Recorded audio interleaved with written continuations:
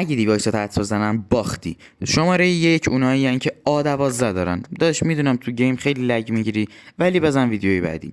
شماره 2 اونایی که S25 اولترا دارن. نمیدونم چرا ولی باید S26 بگیری. شماره 3 اونایی که رد ماجیک دارن.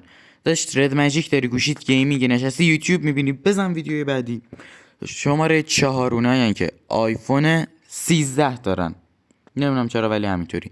شماره 5 و 6 اونایی که نوت 8 و نوت 8 پرو دارن. فکر کردی قصر در رفتی؟ نه، از زیر دست من کسی قصر در نمیره. تا الان اگه باختی میتونی دکمه لایک رو بزنی و برگردی به ویدیو.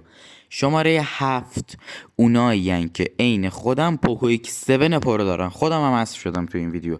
و اگه تونستین یه چشتون رو ببندین و با انگشت کوچیکتون دکمه ساوا بزنین. مطمئنم که نمیتونین.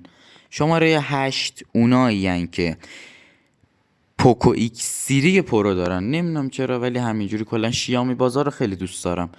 9 اونایی که A56 دارن. و در شماره 10 میخوام شیطنت کنم، خدا به خیر کنه، 3 تا گوشی همزمان حذف کنم. اگه حذف شدی گوشی تو کامنت ها بگو.